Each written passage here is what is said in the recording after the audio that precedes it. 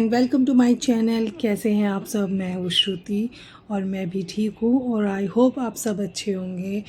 हर बार की तरह आप स्वस्थ रहिए, मस्त रहिए, मैं यही चाहती हूँ। और घर में छोटे छोटे बच्चे हैं तो हमारे घर में काम बहुत हो जाता है। अब जैसे मैं सुबह उठ गई हूँ और सबसे पहले मैंने यहाँ चाय बना लिया है और फिर मैंने दूध गर्म करने के लिए बैठा दिया है, क्योंकि सुबह अद्विका दूध पी के स्कूल जाती है। और मैंने चाय वगैरह जो है हस्बैंड को दे दिया है। और आज संभवी के लंच बॉक्स में जाएगा पापड़ी चाट, क्योंकि उसे स्कूल में पापड़ी चाट बनाना है। उसे एक टास्क मिला है, कुछ लोग पापड़ी चाट बनाएंगे, कुछ लोग सैंडविच बनाएंगे, तो इसने पापड़ी चाट चूज़ किया है।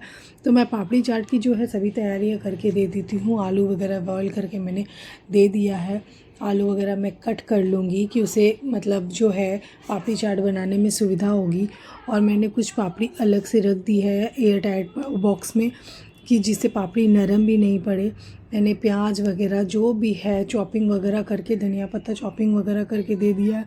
सुबह सुबह तो उतनी फिनिशिंग से काम होती नहीं है, क्योंकि एक बच्चे नहीं है, दो बच्चे हैं, तो दोनों को नाश्ता वगैरह स्कूल के लिए रेडी करना, और दोनों की टिफ़िन लंच बॉक्स अलग अलग जाते हैं, तो काफ़ी काम हो जाता है। तो भी मैं इसको जितनी हो सके पापड़ी चाट का फुल तैयारी करके मैंने दे दिया है। मैंने नमक हुआ और जीरा पाउडर भी जो है अलग से उसको पैक करके दे दिया है।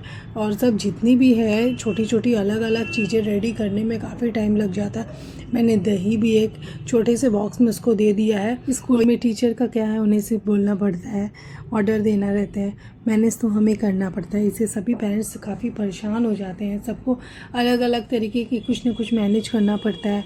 और फिर क्या है ना कि बच्चे कभी टिफ़िन गिरा देते हैं बैग में, या वो जाके फुल मैनेज नहीं कर पाते हैं, या फुल तैयार रेडी भी नहीं कर पाते जितना हम प्रिपरेशन करके दे पाते।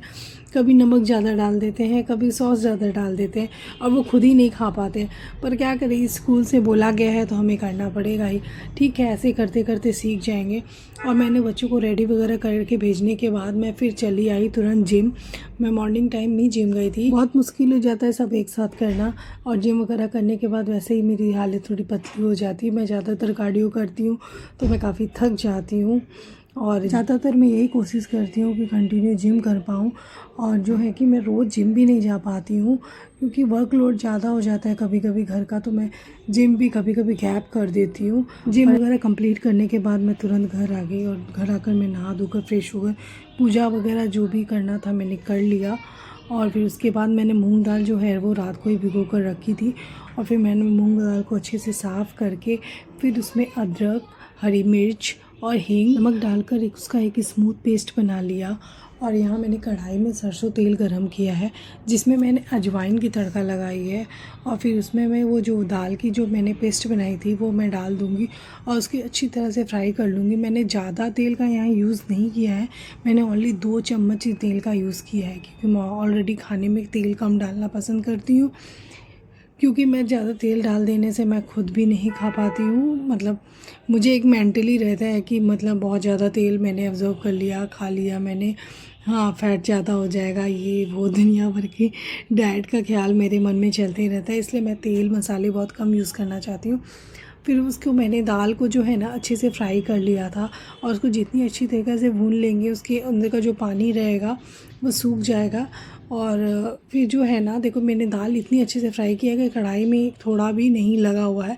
एकदम कढ़ाई आपको दिखेगा एकदम चिकनी हो गई है, और दाल में कोई भी कच्चापन नहीं रहेगा जिससे आपको फ्लेवर कुछ ख़राब लगे। और रियली मेरी कचौड़ी बहुत अच्छी बनी हुई थी। आगे का प्रोसेस आपको बताती हूँ मैंने कैसे कचौड़ी बनाया है। पहले ही मैं यहाँ कुकर में सब्ज़ी बना लेती हूँ। मैंने यहाँ पर भी सरसों तेल का यूज़ किया है। तेल गर्म होने के बाद मैंने इसमें तेज पत्ता, पंचफोरन और जो है अदरक घिसा हुआ थोड़ा सा डाला हुआ था, और हरी मिर्च का यूज़ किया है मैंने यहाँ पे। मैं लाल मिर्च बहुत कम यूज़ करती हूँ।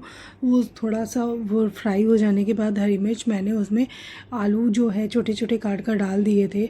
और फिर उसके बाद मैं आलू थोड़ा लाल फ्राई करके फिर मैं उसमें टमाटर ऐड कर दूँगी। टमाटर को भी मैं आलू के साथ थोड़ी देर भुनने के बाद उसमें हल्दी, नमक, जीरा पाउडर, धनिया पाउडर, नमक वगैरह डाल के मैं अच्छे से चला लूँगी, और थोड़ी देर उसके पकने दूँगी। फिर मैं थोड़ी देर बाद उसमें गरम मसाला भी ऐड कर दूँगी। और एक्चुअली क्या है ना, यही काम जो अगर बच्चे रहते ना तो मैं प्रॉपर किचन का काम नहीं कर पाती।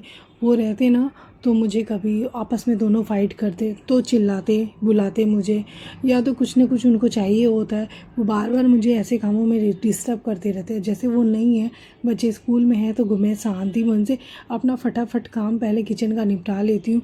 ऑलरेडी मैं लेट हूँ क्योंकि कचौड़ी और वो बनाने में थोड़ा टाइम लग जाता है। कचौड़ी वगैरह कोई भी स्पेशल डिश बनाने में थोड़ा नॉर्मल टाइम तो लग ही जाता है, पर और मुझे जो है कि जल्दी करना है क्योंकि मेरे हस्बैंड को ऑफिस भी जाना था, उनको ऑलरेडी काफ़ी लेट हो रहा था, उनका कॉल आ रहा था, तो मैं फटाफट तैयारी कर लेती हूँ। और फिर उसके बाद मैंने उसमें कसूरी मेथी और ना 2 गिलास पानी ऐड कर दिया है और कुकर बंद करके सीटी लगने के लिए छोड़ दूँगी। 4-5 सीटी लगने के बाद मेरी सब्ज़ी पूरी तैयार हो गई है। और मैं यहाँ पे कुछ मैदा ले लेती हूँ और उसमें सूजी की क्वांटिटी थोड़ी ज़्यादा डालूँगी मैं। जैसे मैंने 3 कप मैदा लिया है तो मैंने 1.5 कप उसमें सूजी ऐड किया है और उसमें फिर मैंने थोड़ा सा नमक, थोड़ी चीनी मैंने ऐड किया है। और आटे में भी मैंने अजवाइन का यूज़ किया है क्योंकि अजवाइन जो है ना कचौड़ी वगैरह में जितना डालोगे आप टेस्ट भी बढ़ेगा और जो है ना कचौड़ी वगैरह डाइजेस्ट करने में भी हेल्प करता है। और यहाँ मैं घर का बना हुआ 1 चम्मच देसी घी भी डालूँगी उसमें।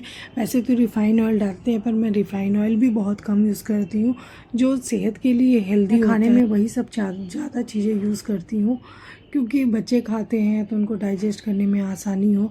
और यहाँ मैंने सभी चीज़ों को अच्छी तरीक़े से मिला लिया है और मैं प्रॉपर जैसे आटा गूँथते हैं मैं वैसे गूँथ लूँगी मैदे को। और जो है मैं बहुत नरम करके आटा गूँधूँगी। और इसमें क्या है ना, कचौड़ी में आप जितने अच्छे से आटा गूँधोगे, जितने अच्छे से मसलोगे ना, कचौड़ी उतनी फुली फुली बनेंगी और टेस्टी बनेंगी। कचौड़ी बनाने का मेन ट्रिक है आटा गूँधना।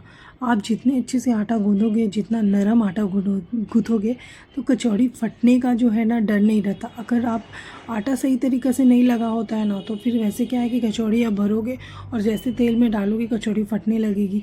तो कचौड़ी के अंदर ज़्यादातर तेल एब्जॉर्ब करेगा और फिर वो क्या है कि मतलब टेस्ट भी अच्छा नहीं होता है और तेल भी ज़्यादा वेस्ट होती है और डाइजेस्ट वगैरह करने में भी दिक्कत आती है। तो जितनी भी हो कचौड़ी की जो है ना आटा, वो आपको नरम ही साननी चाहिए कि जिससे ईज़िली हम उसे भर सकें और ईज़िली बेल सकें और जो है कचौड़ी तेल में फटे भी ना। यहाँ मेरी सब्ज़ी भी रेडी हो चुकी है। अब उसमें मैं थोड़ी सी हींग और धनिया पत्ता ऐड कर दूँगी और फिर मैं ना आलू को थोड़ा मैश कर दूँगी, तो जिससे क्या है ना ग्रेवी थोड़ी गाढ़ी भी हो जाएगी और खाने में टेस्ट जो है ना उसका बढ़ जाएगा। और प्रॉपर नॉर्मल जो है ना कचौड़ी की सब्ज़ी ऐसे ही बनाते हैं और रियली मेरी कचौड़ी की सब्ज़ी बहुत टेस्टी बनी हुई। जब तक मेरे हस्बैंड नहा धो के रेडी हो रहे थे, मैंने सारी कचौड़ियाँ हैं जो फिल कर ली थी क्योंकि डो बना के जो है फिल कर रही थी। तो मैं सोफ़े पे चली आई क्योंकि खड़े खड़े मैं किचन में थक गई थी और जो है बाल भी मेरे गीले हो चुके थे पसीने से।